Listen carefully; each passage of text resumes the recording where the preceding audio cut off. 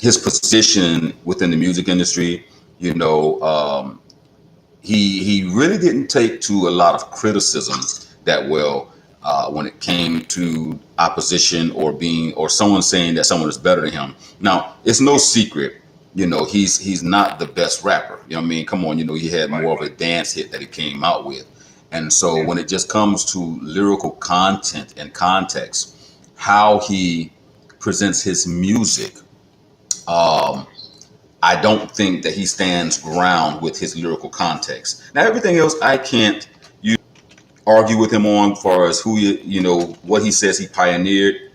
But I do think that he has valid points in what he feels that he's created or the doors that he's opened for other artists. So with Soulja Boy, though, you know, and me bringing all that up is to you because I watched a meme the other day with Saturday Night Live, and if any of you guys have watched Saturday Night Live, they had a spoof they did with Soulja Boy, and it was the funniest thing ever. They had the guy that did Soulja Boy, and he basically was like Trump, Trump. The funniest thing ever, guy, and I just loved it, man. I loved it 100% completely. Did you get a chance to watch it yet? I didn't get a chance to watch it, but I'm definitely going to check that out. And you know, the funny thing about this also, for lack of a better word, is that when you're trending and you're in the news like this, you're like Saturday Night Live picked this up, so now they're on the radar, and then someone else going to see this and probably have an action or you know, that's going to affect them a certain way where they're going to respond to something. So all this does is boosts the hype, like I said earlier. Right, boosts right, the brand. right. It puts you in the position where all eyes are on you. Right. Right. And that's the key. You know what I mean? We're talking about marketing. So love him or hate him when it comes to marketing, far as when it comes to Soulja Boy or any of these guys, is something to talk about. And I think that is one of the most ingenious ways to make a comeback. Because it's getting attention. Soulja Boy is grabbing attention. And let's be honest, guys.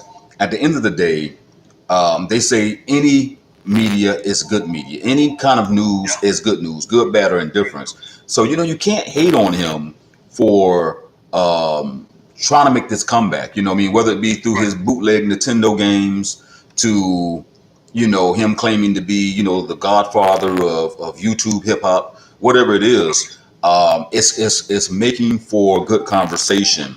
And it is giving him exactly what he wants, which is marketing and a and getting him back in the limelight. You know, and I find a lot of times people respond and say things and hate on because they only looking at it from their point of view. Now, if they was taking themselves and put them in their shoes, maybe they can see it a little bit different. You know what I mean? And the comments that they're making would definitely be different once they, you know, walk a mile in his shoes. Right. Right. And have to deal with everything that comes to that. Right. Right. Because I think for a lot of artists, the want to become popular and famous and to at least have some level of success really says, you know, it identifies an underlying tone with us as humans, which was, you know, I hate to say it, attention deficit. Not necessarily attention deficit order, right? But attention deficit, you know, wanting to be in the limelight, wanting to be idolized, wanting to be, you know, admired, and also wanting to showcase our talent. I don't think, though, like I've told people before, that is truly a lot of something that artists really think about. And when you're, I'll say this to you, when you start living a certain level, if you start having a certain level of success, and you start being able to do certain things because of that certain level of success, and then it's jeopardized because you are no longer relevant. Right. You know, people get desperate and they start doing different things. I just realized I got my farmer. I apologize. I got my farmer shirt on. I got a big hole in my thermal. Isn't that something? So I'm looking raggedy on TV right now. Look, man, this is my farming shirt. Y'all can't see me on the podcast, but you can see me on YouTube. Anyway, but what was you saying? I apologize, brother. It just stuck out to me. No, no, no. Go ahead. You were just talking, mainly just expounding on, being in the limelight, and lack of a better word, attention deficit, and the things of that nature. Right, and that's what it really is. You know what I mean? I really think that um, it's what it is. So I wish the brother success. I think that Soulja Boy is going to make a comeback and a bounce back, some kind of way, fashion, or form, because he's filling that void that people have with Tekashi. Tekashi is one of the largest trolls there were when Soulja Boy fell off, and I really see that there being a void unless someone else stands up and takes the opportunity now to come and start trolling because it's becoming a trending thing to troll. I think Soulja Boy will be able to come back and fill that void. Right. All right, so Well, go ahead. it's definitely needed. It's a wonder a lot more people aren't catching on and doing that, because that's an area, like you said, it's a deficit. And I was just thinking earlier, when you walk into a neighborhood, not getting off topic, but Right. basically the same, is that you look and you scour the neighborhood and you see, okay, they got a pizza store here, they got a laundromat here, they got a pool hall over there. What's missing in this neighborhood? What that I could bring to this neighborhood that would be of value or whatever. Right. That neighborhood is something that can be talked about, something that can be done. You know what I'm saying? Right. So applying that the same thing as with Soulja Boy's doing. Right. He's filling that void of because obviously there's just people who like to troll. It's within a lot of people's nature, and so he's filling that void that we have to have within our human nature. Just we need the controversy, we need the drama, we need the over exaggeration. We need that. So I can definitely comprehend what you're saying. So let's do this. Go ahead, brother. It's a balance. It's a balance. That's correct. There's definitely a balance. So let's do this. Let's go to questions that's being asked of us right now. And D, I'm gonna let you answer one of these. So Wave Gang says, "Do Instagram promotion accounts work?" Absolutely. Anything that you're using, it just depends on how you use it. You got to do some research. You got to, a lot of times it's trial and error, and that way you see what works and what doesn't work, and then you just apply what works and just expound on that. But it definitely works. I mean, it worked for me. I had the same reservations at one time, but I don't do a whole lot of them because it works. It works. So for those of you who probably didn't hear on the YouTube side of things, Dem Beats Productions, Dave said that it does work. And I agree with him wholeheartedly. Like I said, my son has an Instagram account that he runs, and he works. He don't have any bots. Everybody are real followers. And when he posts things, he get anywhere between 800 to 1,000 to 1,500 views per post. And that means a lot, especially consistent post or a post that's going to stay online 24 hours. Now, what works even better, guys, is mentions. I love the mentions on Instagram because whether you think it's a bot or not, mentions work when you are mentioning real live people to your post, because you are bringing brand awareness to that particular post and your Instagram channel. So I definitely love mentions personally. That's my personal thing that I will go with. So the answer, Wave Gang, is yes. Instagram promotions does work. It's worked for me. I know for a fact, especially because my niche is international. Music business is international. It's all over the world. So I can cater to pretty much anyone that can either understand language or can transcribe my tutorials into their language.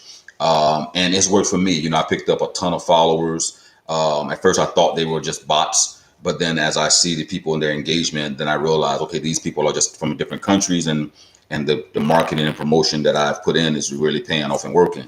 So Wave Gang, yes, if you plan on doing Instagram promotions, I would definitely use it. I also want to add on to that, if I may, is that you said something very important, that's engaging. A lot of times people don't engage with other people, and they're wondering why they're not getting any engagement themselves. And that goes basically with any platform. Right. If you want people to engage on your stuff, and you got to do the same. And maybe a little time consuming, but you got to put that time in. Right. And give that value. If you want have that value given back Right, to you. right, and that's true, because that's, I think a lot of times producers and artists forget that, you know, just as much that we want people to engage in our music and to tell us and rate it and view it, that you have to return that, because people are looking, you know, if, in other words, like I have people follow me. And a lot of times I don't know who follow me or not. I don't do Instagram like that. Most of the times I set up my post, and it's something we talked about earlier. I set up my post and then I just time them.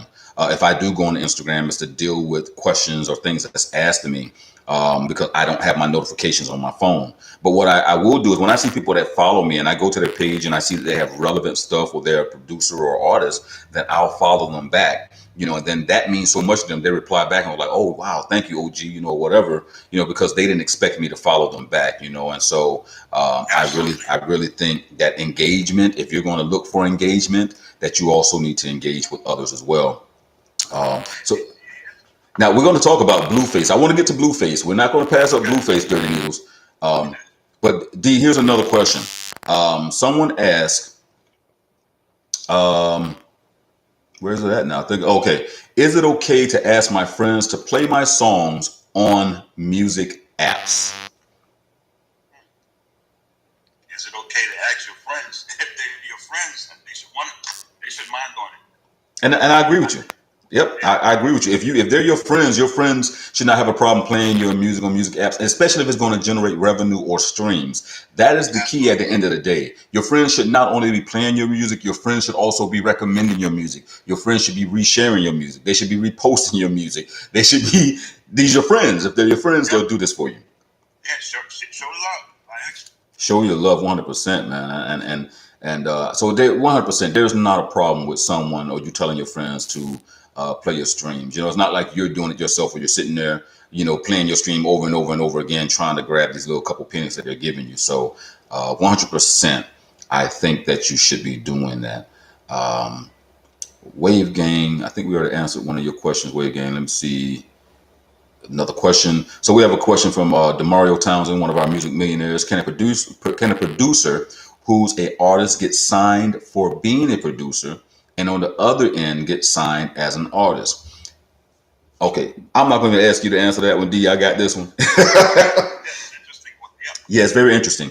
Demario, more than likely, yes. What happens is, if you are a great producer and an artist, there is no label. If you are both, that you're not going to get signed. It's like saying, do our record labels sign songwriters and not make them artists? Neo is a prime example. Missy Elliott's another great example. Drake is a good example. These were all artists or ghostwriters who became artists. So yes, producers can be signed as producers and be signed as artists. At the end of the day, what most producers have to realize is you're still a songwriter. You're still an artist. You're just more of a silent artist. But if you guys remember, in a recent video, I was talking about how the producers now are becoming the new artists. People are starting to realize, you know, that the producer's playing a large part in the making of this music or this track that I like. You know, so yeah, you know, it's definitely doable.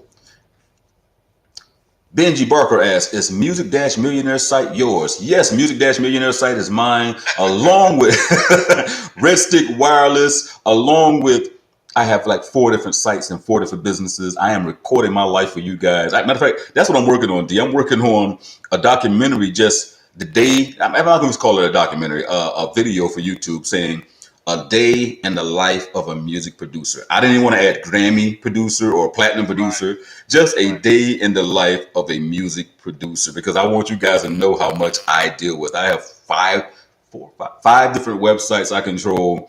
You know what I mean? I have umpteen businesses, publishing, distribution, video, YouTube, podcast, all this stuff. And you're like, this is the fun part for me. You know, we talked about this earlier. This is actually the fun part for me. You know, a lot of people don't realize that they look at the product, but they don't know what went into the product. You know, the packaging, the preparation, and all that. Right, and it definitely takes a lot, and you know that because you own a business as well. It takes a lot, and you know, and one of the things that I definitely lack is sleep. You know, bro, look at here. Sleep is the hardest and the most valuable asset and commodity you have. Listen. This is why I focus on teaching and educating you guys. I would prefer to do this and take 3 to 4 hours of sleep, or sometimes 2 hours of sleep, versus being in the studio with Dre and them. And let me give you an example, D. This is what we used to have to deal with. We were like on the bat phone, right? So if the bat phone rung, Dre, need y'all in the studio in 2 hours. Okay, no problem. Reasonable request. We get to the studio, no matter what time of day it is, it could be 12 o'clock in the afternoon. If he's feeling something, he's feeling it. We get there, we're in the studio, we're working, we're banging out, we're ordering food. Okay, we got medicine on supply, at the time, because I was one of those guys that partook in the earth. I don't anymore. And we would be in there banging out music. 2 days later, like, bruh, like, because in the studio that we were working in, I call them the dungeons. There's no sunlight coming in. You don't know what time of day it is. You know what I mean? And you're working, and then as you are working, other people are coming in, other artists are coming in. You never know who's going to be in there. Buster's coming in, or Scott Storch is coming in, or Drake is coming in, or whoever's coming in the studio, just because everyone pretty much uses the same studios in Cali. And so with that comes new energy. You know what I mean? And that new energy. And so if we're trying to bang out a project and trying to get something done for Dre, it's like we're doing that while interacting with everybody. And eventually you're sitting in the studio for 2 days. So this is a damn vacation for me, guys. Doing this for you guys is a vacation, man. And so, I love it 100%, man. 100%. Yeah, I can agree with you, man. Just the other day, as a matter of fact, yesterday, I did an all-nighter. I was in the studio doing some stuff, had some deadlines to meet. And I looked, peeped at the window, and I see daylight. I was like, oh my goodness. Yep. And I get up and do my regular job. Yep, that's it. And that's how it was for me last night. I went to bed about 12:31. I've been having on the farm. I've been having animal issues. So there's been a dog that's been loose that's been literally eating the cats and eating my rabbits. And so I've been trying to catch him. And so I heard him hitting under the house about 2:30 in the morning, and the cat's running around. So I got up, and then I couldn't catch him. Couldn't go back to sleep. When I finally went to sleep, it was like right before the children had to get up.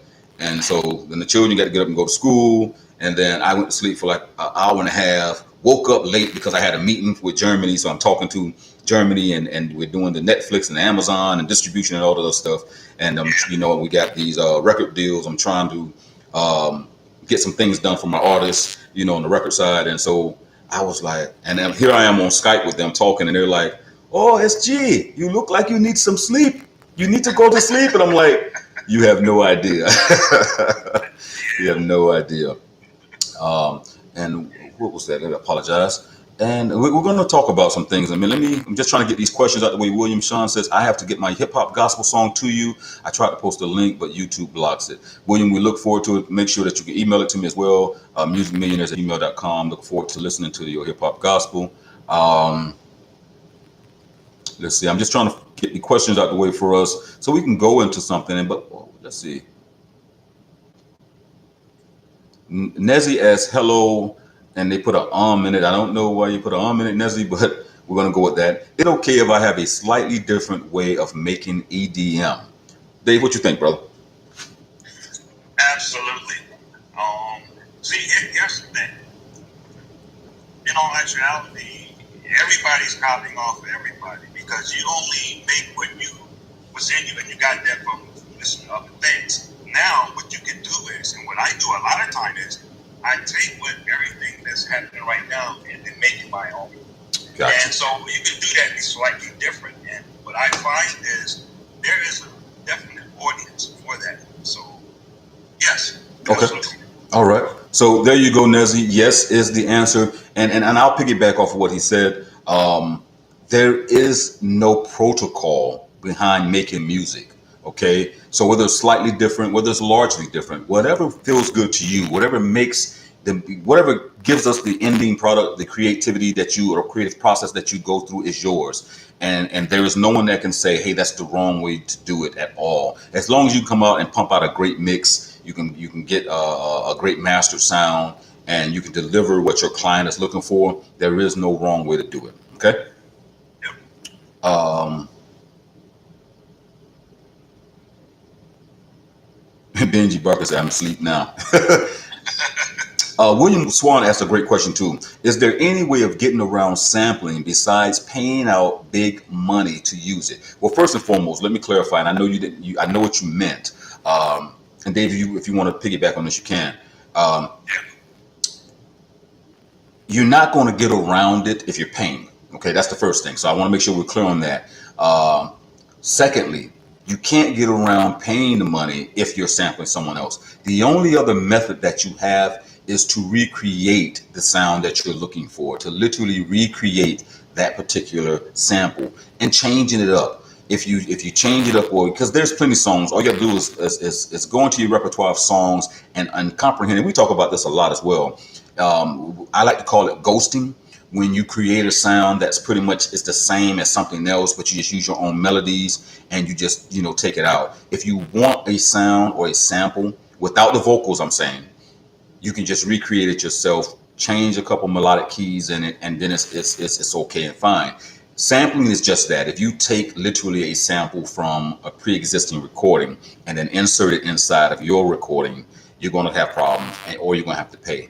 But a great workaround that is just recreating. And there's ample examples that you can have online that shows you how people have taken maybe a melody of another artist or something that sounds like a sample and just did it live per se, without what's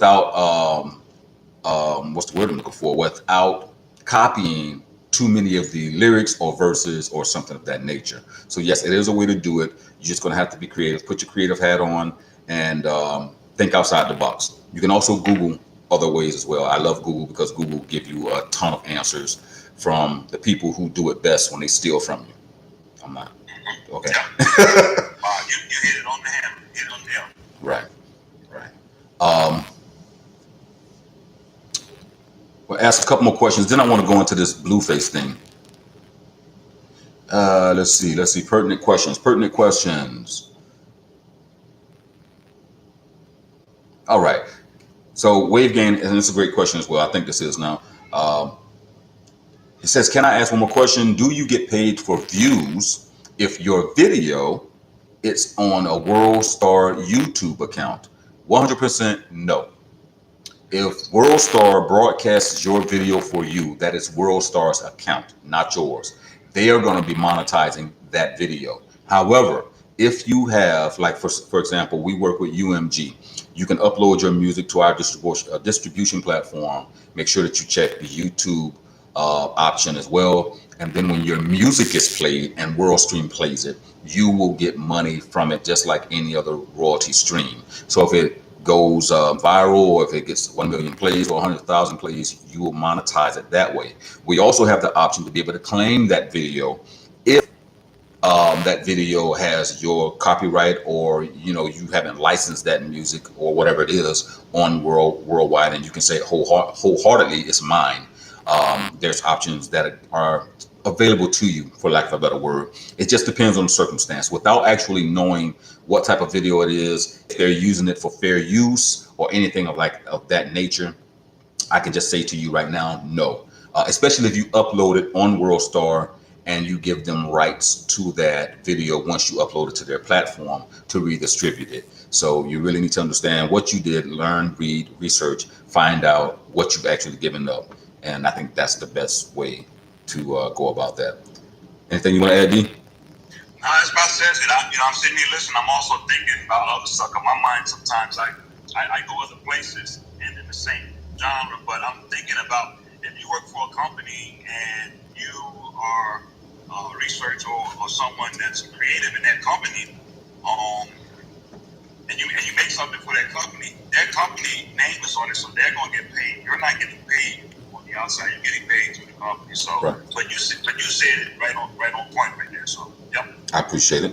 All right. So, by the way, guys, this particular episode of this podcast and this YouTube channel is sponsored by Dem Beat Productions. Y'all make sure you check out Dem Beat Productions. Go by his website. Check him out. If you're an artist and you need some tracks, make sure you check out Dem Beat Productions, as well as Red Stick Wireless. Yes, my company sponsored all of this stuff. My company always is sponsoring this stuff. So if you're looking for phone service, whether it's on the Verizon network, T-Mobile, or Sprint. If you have any of those services, we can help you up. Along with, we got TV service too. I got to tell people that we actually have TV service. I got a deal with the networks to be able to offer TV service, which is, again, y'all don't understand what's on my plate every day. But if you're looking for affordable IPTV, we have you as well. So go by redstickwireless.com. Check me out. Go get a free trial on the TV service. It works with your Fire Stick or your Roku device or your Android TV box or phone or anything like that. Check me out, redstickwireless.com. All right. With that said, so brother, this is what I was talking to you about earlier today. Now, and this is so crazy. So back to the Breakfast Club interview. There was an artist on there called Blueface, and I'm gonna be honest. I'm gonna be straightforward. I love the creativity of all people. I hear creativity in all my brothers and sisters on this planet that we live on, our Mother Earth, and he is not one of my favorite rappers. But to each his own. You know, to each his own. I think he is work in progress, but I think that his style of rap is so it's so different that he built the audience, and that originality is what's having him trend right now and why he got this record deal. And speaking of record deals, what was so fascinating to me, which goes back to what I said to you guys in my videos, y'all be surprised how many artists, major artists, don't even know how they get paid. In this particular instance, he did not know what label he was signed to. Wow. Right? That gotta be a first. I mean, I just wound up in that situation. Listen, he was asked the question who he was signed to. All he could say was he really don't know, but Cash Money West. And so they was like, so are you signed with Cash Money West or are you signed with Whack 100? Well, all I know is Whack showed me the paperwork, and that's it. And that was his response. That was his response. His management team ain't really sharing a lot of info with him, so I don't know. I think Whack 100 is actually his manager. I think he's playing devil advocate around. I think he's a manager / record label / everything. But from what I understand, he signed with Whack 100's label. He signed with Cash Money West, which Cash Money is signed with, if I'm not mistaken, Interscope. I think they have a deal with Interscope. Yeah, you know what I mean? So that's Jimmy, you know what I mean? And then it has to be another label. So basically he signed to 4 different labels and he didn't even know it. Oh my. Wow. What do you think of that? That's kind of mind-blowing. I mean, man, I had to take a moment for that to sink in. Guys, did y'all hear what I just said? He didn't know how many labels he was signed to. You guys can check out the interview. Go on YouTube and Google Blueface interview on Breakfast Club, and it was right at the 14 minute and 50-second mark, where he was asked that question, and I put it on my Instagram account. So if you guys don't follow me on my Instagram account, Music Millionaires, and check it out. I got a clip to it on my Instagram account, and I want to know what you guys think, man, and share it because it is so pivotal, D, in today's mindset. These young men and brothers and sisters are so get signed, they're not willing to ask the details of their signing. Now, let me say this. Let me play devil's advocate, because it could be a situation, real simply, that he signed with Whack 100. Whack 100 told him he was just signed. It's going to be a joint collab with Cash Money. And from that point, it just stopped for him because that's all he needed to know. He might didn't understand that Cash Money is also working with Interscope and things of that nature. And so from the aspect of an artist, it might have just been that, okay, I know I'm signed with Whack and I know I'm signed with, Cash Money West. So that's as far as it goes. He probably didn't understand by being signed to Cash Money, and then Cash Money is, of course, connected to Interscope, and Interscope is, that it was just a trickling effect, and that the more people that have their hands into the pot means several things. It pretty much guarantees his success, but it also means he has to give up more money. So my question would be, anybody listening to this podcast now, or however you're listening to it, what would you do in a situation like that? Guys on YouTube, as you're watching this, what would you do in a situation like that? If you are a no-name rapper, you want to be signed, you get signed by a major label, yet you are signed to 4 different labels, which means, of course, there's 4 different ways this money is going to split before it even gets to you. However, What you have done is establish a career. You're going to get paid. They're going to make sure you're successful, but you may not get all of the money that you expected to get, or you may not be as rich as you would like to get immediately. That's the best way, I guess I can say it, D. Yeah, that's interesting because you got to look at the long term. If you plan on being in this for the long haul, and the more hands in the pot, the less you get. So that being said, a lot of people do sign it up, but they don't really read the fine print.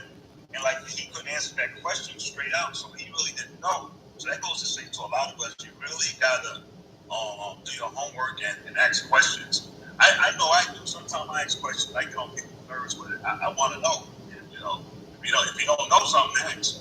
Right. And I think that's the key, guys. And what Dave just said was that, if you want to ask questions, it doesn't hurt to ask questions. Anybody that I do business with and like my artists, read it, take it wherever you want, because I know that I have one of the most standard and straightforward contracts there is when it comes to publishing or whatever I do for you. I'm always looking out for you because I don't want to screw you. I prefer to see you in a better place financially, in the big nice houses, driving the cars, and you comfortable versus trying to rip you off at the end of the day. If you're a pain in the ass, it's a completely different situation. But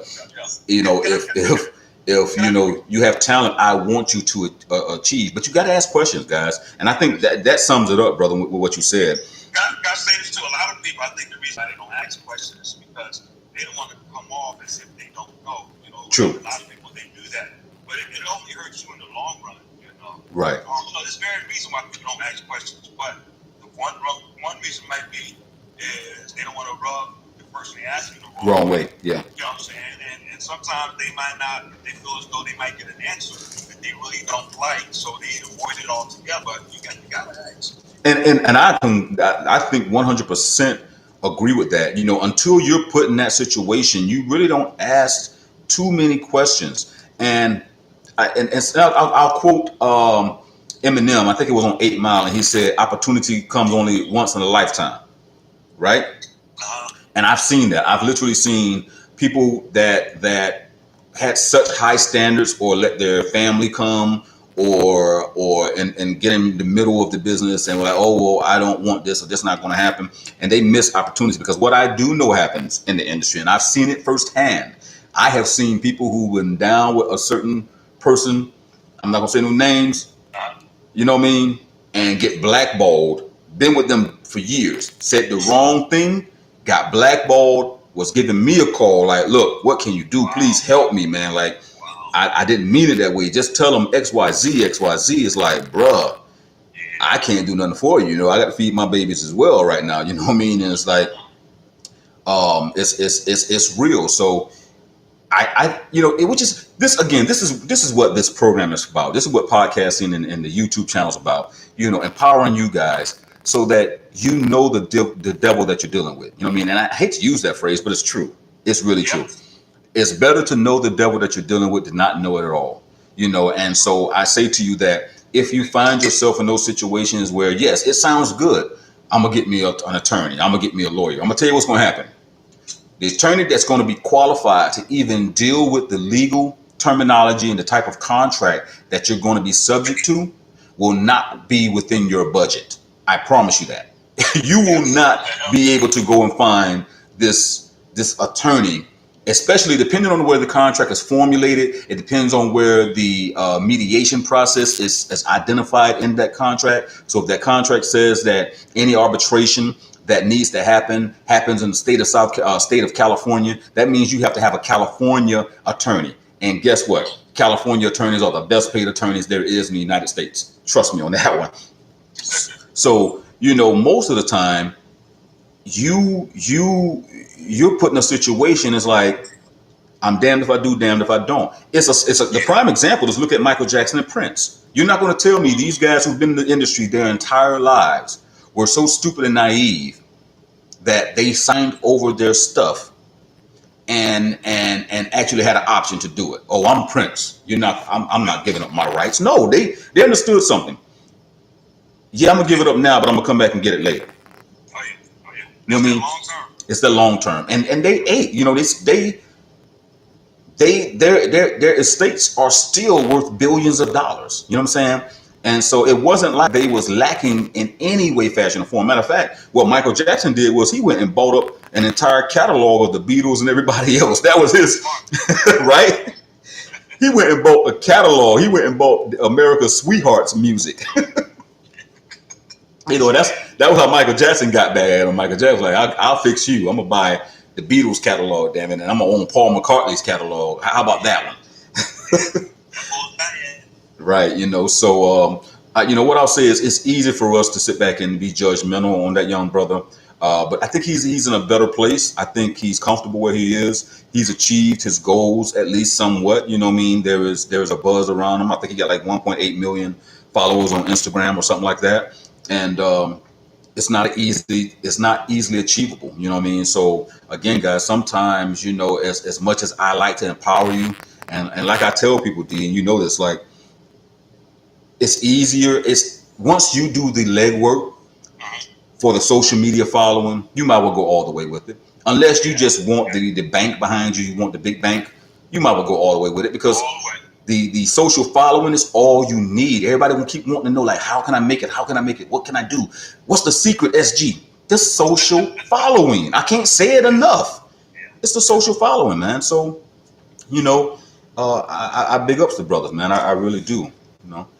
So let's see what they're saying here in the chat real quick, D. Let's see.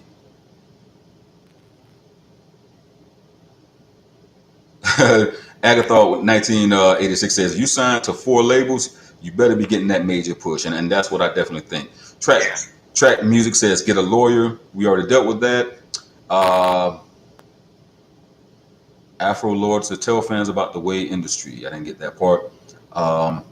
Greenfinger says, it really depends on someone's situation. If you're stable financially and mentally, you tend to make rational, calm decisions. I agree with you, brother. Absolutely. Track Music identified what we said. I would have got a lawyer before signing. Greenfinger says, if you're desperate financially, been at it for years, and it ain't popped off, if someone throw you a bone, you might chew on it like a pit bull. Great analogy, Greenfingers. Great analogy.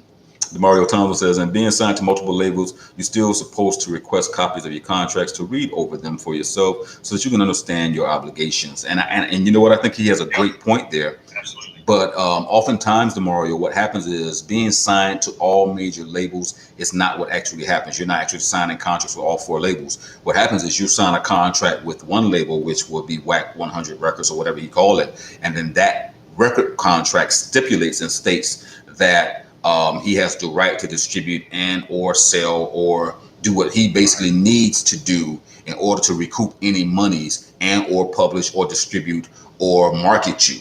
And when that happens, what happens is that allows the door to be open so that your contract could be exploited, for lack of a better word. But in the sense only of, again, if you are in a situation as an artist and you really want to make it, you know what I mean, it's one of the greatest of lesser evils, for lack of a better word, because I've seen people exploit their physical bodies and their minds to try to make it. And I think once you cross that line, then, you know, it's completely, you're completely gone to me.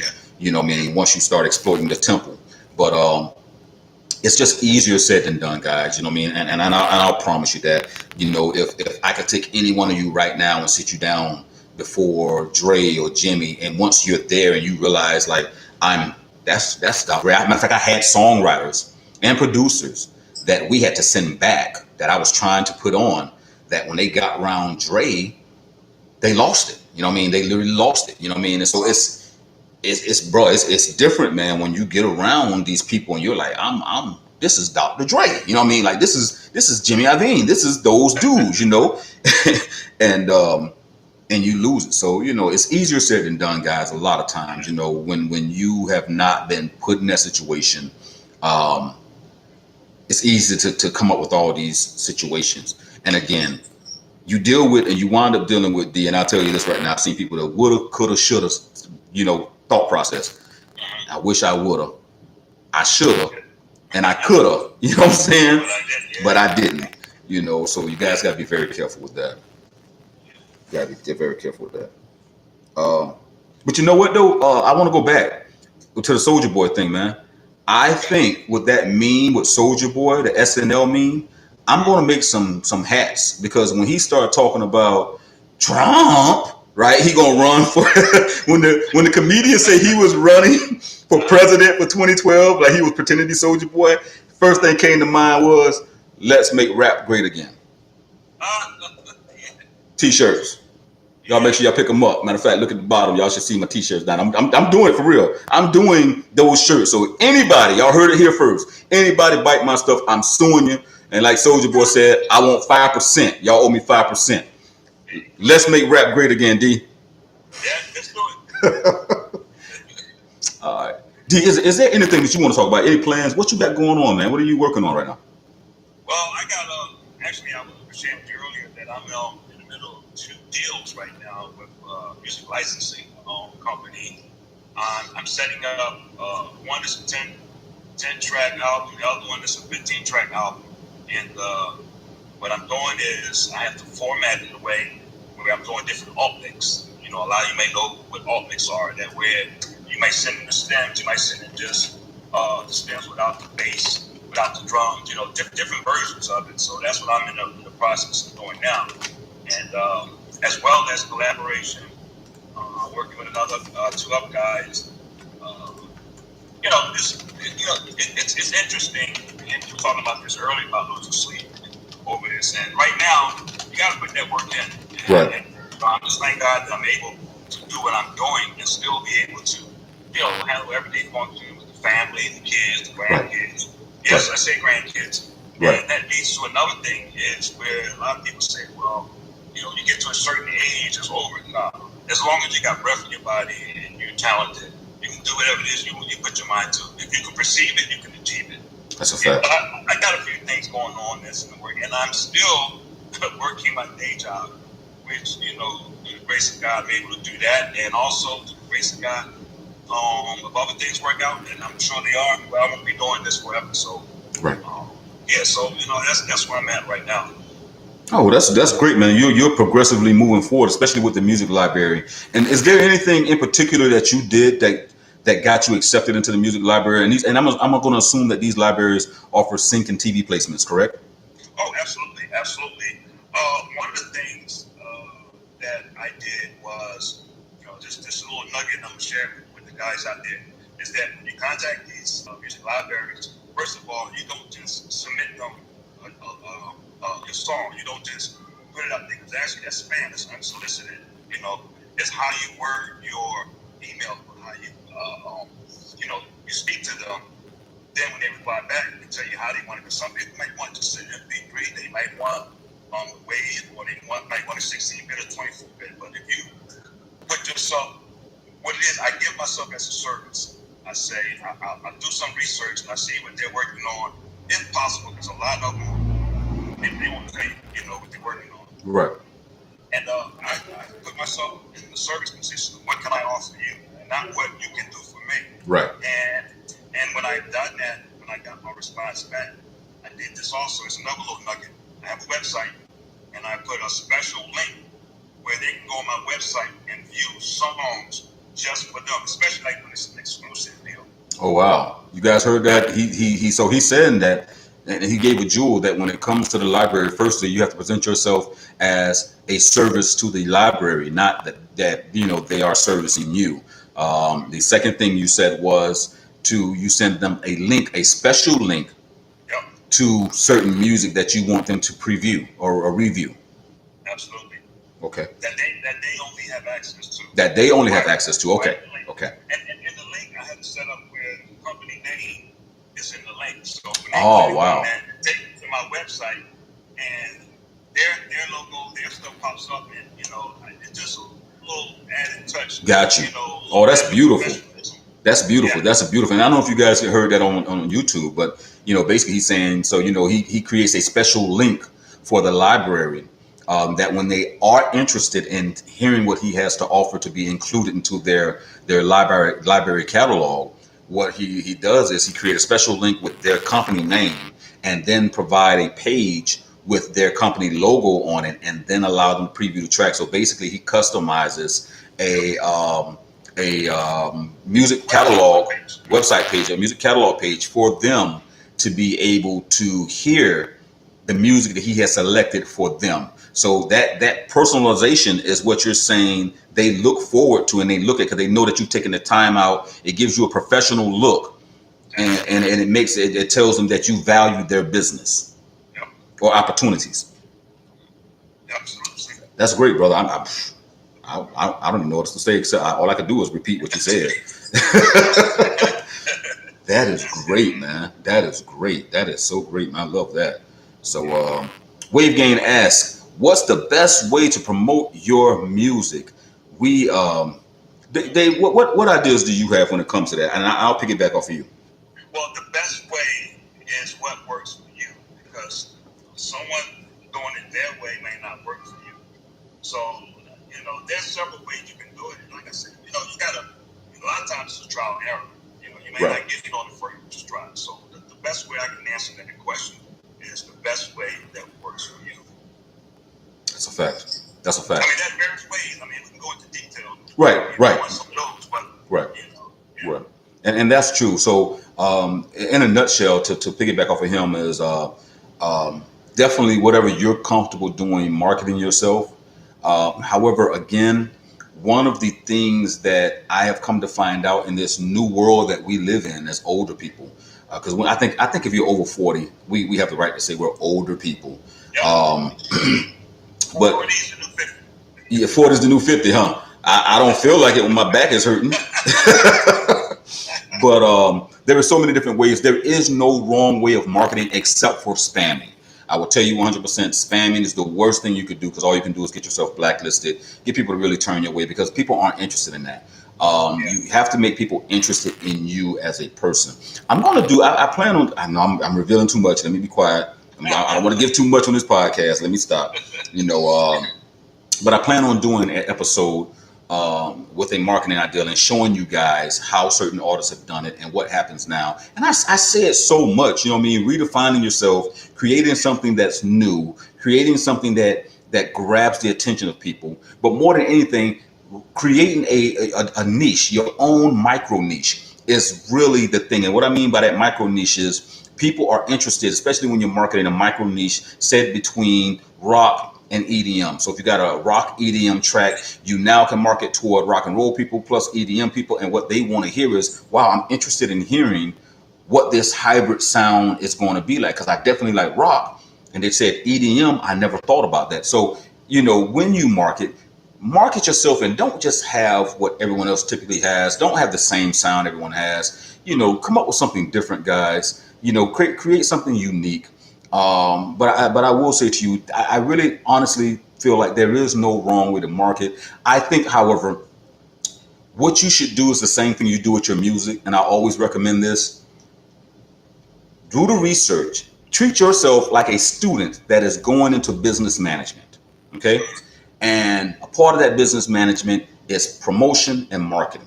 So take promotion and marketing classes. Go on everything that you can to learn. Skip past all the fluff, get past all the blah, blah, blah, blah, and learn what it is to promote and market. Put yourself in a position as if you were going for an interview with a large company or corporation like Coca-Cola or someone like that, and find out what they'd be looking for in a marketing manager. Okay? Study that and then apply it to your business. Honestly, guys, I see this constantly. I see you guys spending thousands of dollars on equipment. I see you spending thousands of dollars on clothing. I see you spending all this money, hundreds of dollars on food, but you guys won't spend $50 damn on a Facebook ad or an Instagram ad. Then you won't do the research behind it. You won't find out what's the proper way to advertise this ad. You just go online and say, hey, babe, buy my beats. I've seen guys on Instagram, right? I was so happy to see producers actually advertising. Listen, I was going to throw a celebration. Then I clicked on the brother advertisement, went to his website, and he just had the beat sitting up there. He didn't have welcome to my page, bonus for coming here, get 5 free beats, download right now, give me your email, and let's go. Guys, the email is the most important thing that you can have when it comes to your customers because it's a direct relationship between you and your fans, your potential clients, all of that. Make sure you capture that email. Make sure as soon as they get on that page, there is no wait 7, 10 seconds, none of that. When they get on that page, pop it up. Boop. Here's a free beat just for when they try to leave, pop up again. I'm sorry you have to go, but even though you're leaving, please, I'll give you something for free. Here, get this and dot, dot, dot. You got to do that, guys. You got to capture those leads, man. You got to capture those leads.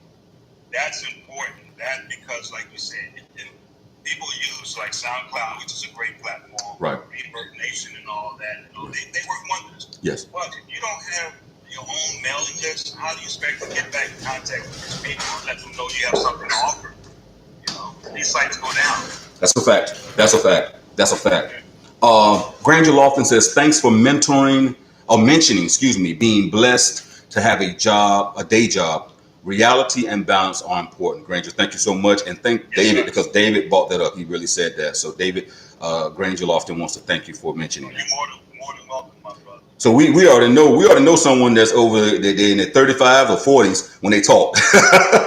Right. That's right. I also want to jump back to the point where people, I get a lot of people spamming my timeline on Instagram, and here's the thing: I'm a music producer. I can't understand, for the love of me, why do other music producers spam me and wants to sell me beats? You know why? I can tell you why. They're downloading these bots from these pirate websites, or they are in their mind when they're categorizing who their potential clients is. What they're doing is producers, beats for sale, stuff like that, because they think that's their niche.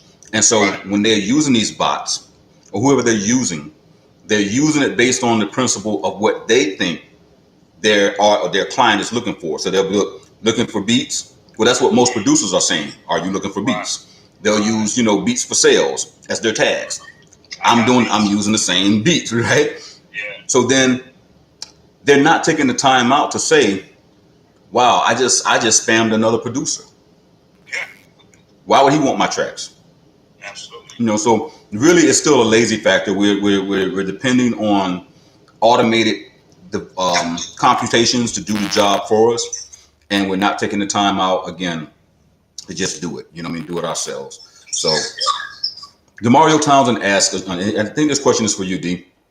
Does getting TV and film and trailer music placements put you on the radar to getting major and independent artists because they see you have big companies like NBC, ABC, Nike, etc. on your resume? Well, sorry, go ahead. No, you go ahead, brother. Yeah, absolutely. It can work both ways. Because here it is. A lot of people say, well, it depends on who to get you in, to be put on. But it's also depends on who knows you. So if you got your name in these movie trailers, background music for this, ringtones, video games, whatever, that's adding to your resume. Right. And when people see that, see the professionalism and then hear the quality of sound, they're like, man, I gotta work with that guy. Right. That's how it happens. So the answer is yes, D. And I was going to say exactly what he said. It plays a multi-intertwined part. I told you guys in the webinar, that all your credits need to be accompanied with your resume. All the things that you do accompany, because what it shows is the experience. And when you're dealing with major labels and when you're dealing with certain people, like when I'm having my conversations in the morning, what always shows true is me not just saying who I am and what our credits and attributes are connected to. It's the vocalization of it as well. So when they're speaking with me, they know that I know what I'm talking about because of those 30 years of experience. Well, what is the 30 years of experience? All of my credit, my resume, the building of these businesses, the success that I've put our company in as the peacemakers to allow us to be able to say, yeah, we work with Dr. Dre. So, just to go along with what Dave said again, yes, it all plays a part. It all makes a difference. It does affect your long-term ability to be able to continue to work. As long as you are not on that crazy stuff and you have a personality that basically says, I stay in my lane. I'm not too far out there. I can have a little fun. I'm not a robot, but just I'm not that guy that's going to take advantage or really, you know, be doing way too much. You'll be fine. You'll be fine. Let's see. Fit Felix says, oh, Fit Felix gave us a $2 super chat. That's what I'm talking about. Felix, go ahead, brother. That's what I'm talking about. So I definitely, let me read your question. Fit Felix says, my grandma 85 years old, and she wrote the song and she produced the video and the beats are fire. Bruh, send me that. Send me that. Let me go down here and fly to your grandmama so we can put her on a video. If it's fire, let's go. I'm with you, brother, on that one. Greenfinger says, or they think you are buying beats because you have a high demand to fill, but you got that plug. Okay. Oh, I thought you were looking for this. Yeah, I took the batteries out the phone because our baby bought it to us. Taking a commercial break right now, guys, live. What's going on, baby? For you? Our middle son. Yeah, he's on his. Okay. So I might have to take a Gmo? No. Oh, Miku. Okay. All right. And we'll wind this up, brother, well, on the podcast.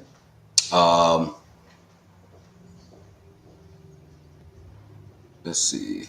Well, Felix, send us the link at this email account, because I'm gonna pass this on to D and let him check it out as well. Oh, yeah, love it. Stephen Jones says, I don't mean to sound rude, but was there a reason why my previous question was ignored or overlooked? I would like to know who I need to speak to about my issue because I do want to support your business. Felix, Stephen, I have no idea where your question is. And you got to realize, guys, listen, it is not our intention nor my intention to ever ignore your question. It's a part of why I recommend Super Chat. If it's $1 or $2, I don't care. It's going to highlight like what happened with Fix It Felix. And then I can identify your particular question. You know, if it's that important to you, especially if you feel like it's going to help you in any kind of way, just use Super Chat. A lot of you guys recommended it, but it's never my intention to ignore your question ever. Okay. Oftentimes I look at the depth of the question to see what it's saying so that, you know, I can answer it. But I'm not even seeing your question, Stephen Jones. Oh, let me see. Yeah, I don't even see your question, Stephen. So you may have to ask it again, copy and paste it or something, and I'll see what I can do for you. But you guys, you got to get thicker skin. You know what I mean? Because one thing we don't do here is we don't try to ignore you. We don't try to, you know, bypass you. You know what I mean? If it's a question that I've asked 1,000 times before, you can find, I probably won't answer it. But if it's something that I think is relevant, I will. You know, so and then he ended it with, "That is all." You know, so. I want to say something also. I know a lot of times it can be frustrating and people, you know, assume or get the wrong idea that they're being overlooked. But I also want to say on the other spectrum of that if it's something that I'm being asked, just so that people know, that if I don't have the answer to it, I don't mind saying, well, I don't know. You know, I'll get back to you, or you can contact me and we can discuss it later. Right. That's what it's about. It's about each one teach one and just representing and, you know, loving one another. So, you know, for the people mostly that's are in this channel, I guess they understand that, but we just want to set everybody at ease that, you know, don't feel neglected or overlooked, because in the first place, this is the reason why we have the channel. That's a fact.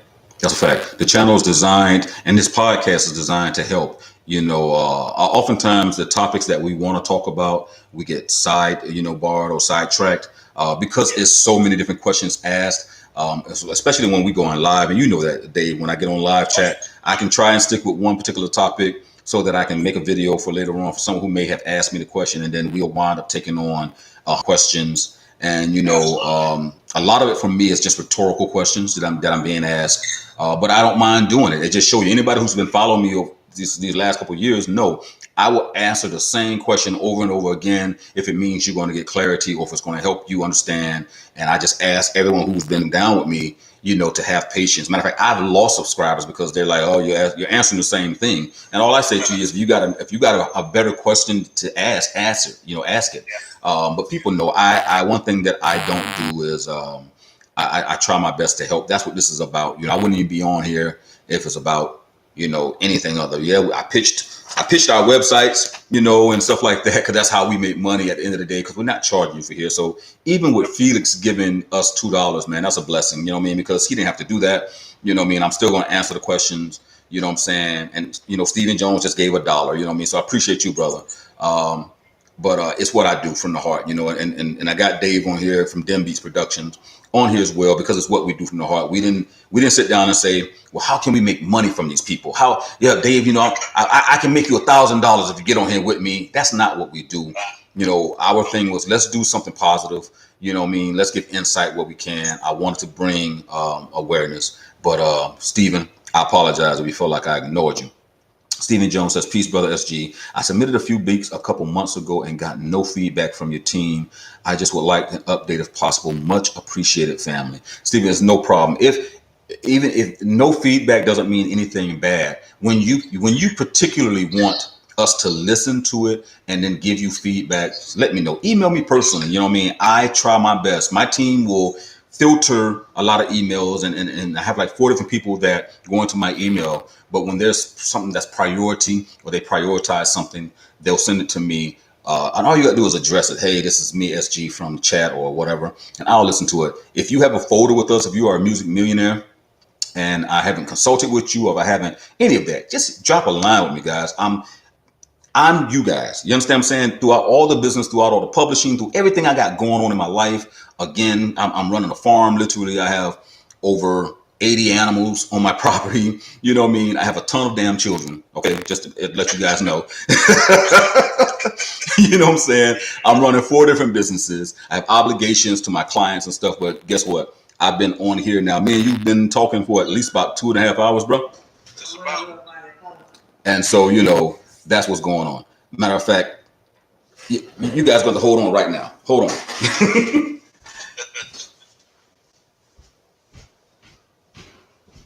Yes, sir. Sir? Oh, yeah.